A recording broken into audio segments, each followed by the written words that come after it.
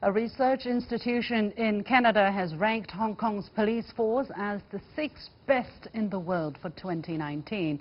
It also gave the territory an overall score on the Freedom Index of 8.8, the highest in East Asia. Despite a constantly positive record, Hong Kong police still face a character assassination from many in the local and Western press. What makes the police in Hong Kong such a credible and internationally renowned institution, and why has the police been put at the heart of the Hong Kong story? My guest is Professor Xiang, a research fellow at the Chinese Academy of Social Sciences. Professor Liu, welcome. But before we go into the discussion, let's take a quick look at this short excerpt from a video posted by the Hong Kong SAR government.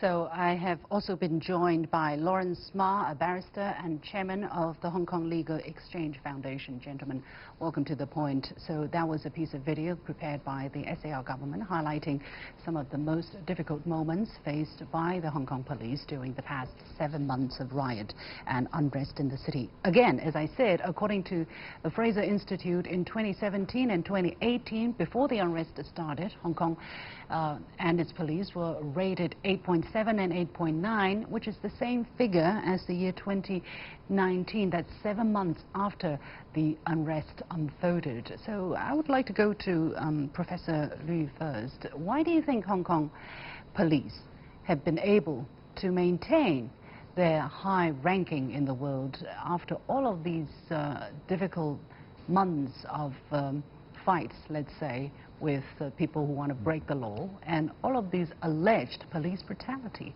Yeah, actually it's not the same all the time. Actually, before 1970s, Hong Kong police was seen as a corrupted force. But after that, yeah, very corrupted. But after that, the British rulers made some efforts to discipline this force, and later on, this police force has become one of the most prestigious police force in the world. I think there are 4 factors for Hong Kong police to be ranked very high in this world. The first factor is the source. Actually, the Hong Kong policemen came from graduate.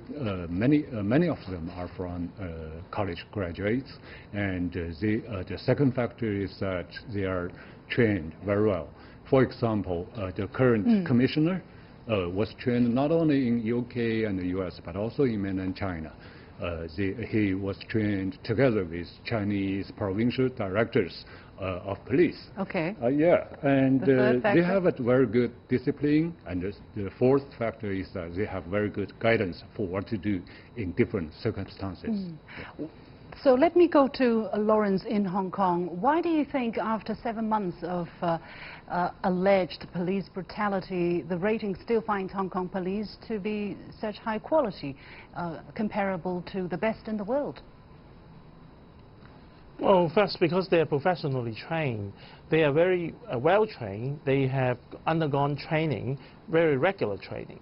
And very importantly, police actions are under microscopic scrutiny in Hong Kong, because Hong Kong is a very small city as compared with, say, America, which is a big country, or Australia, a big country.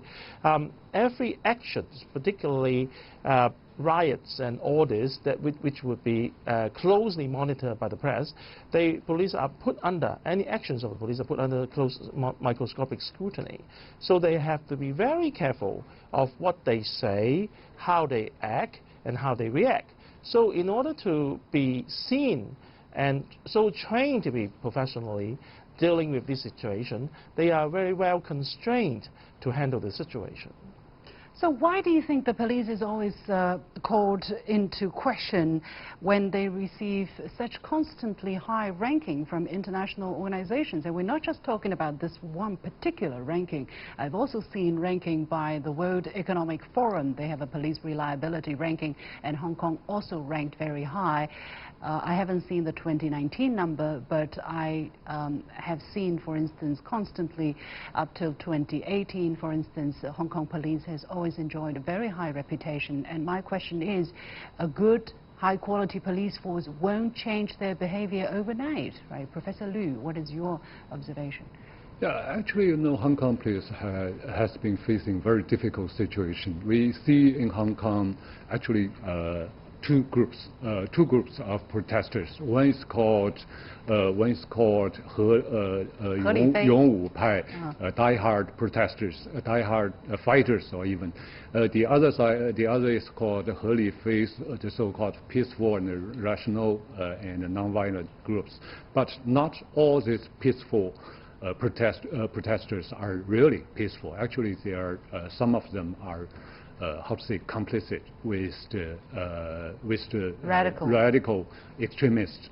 So the situation is very difficult, but it's fortunate the Hong Kong police actually perform their duties very well, and they make very good differentiation from the radical from the peaceful protesters.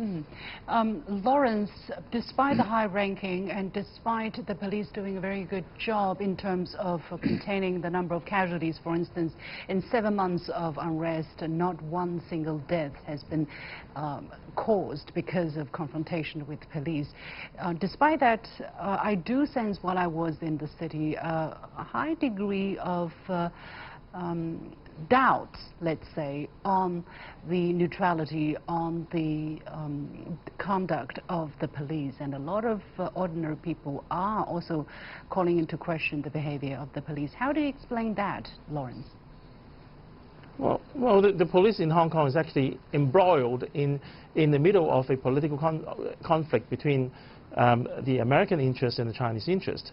There has been a section of the Western media wanting to cook up stories about police brutality in order to flame the police of violation of human rights. And this is a chip they can actually take on to run against China.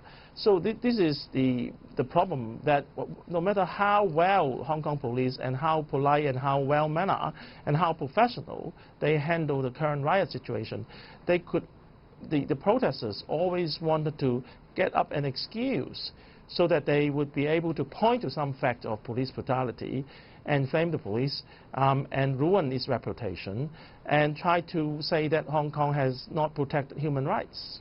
So this ranking, what does this ranking represent, in one word, to those who have unreasonably questioned the credibility of the Hong Kong police? Lawrence, very briefly. Well, I think the ranking is very important because it's an objective test of how police should be ranked in Hong Kong, and the world can see that Hong Kong police are really at the very top of the ranking, which they have acted professionally, and human rights and freedom of expression and assembly have not been violated. Okay. We have to leave it there. Many thanks to Lawrence Ma, barrister and chairman of Hong Kong Legal Exchange Foundation, and Professor Xiang from the Chinese Academy of Social Sciences. And with that, we come to the end of this edition of The Point with me, Liu Xin. As always, you can follow me on Facebook and Twitter using the handle The Point with LA. Thanks for watching. You've got The Point.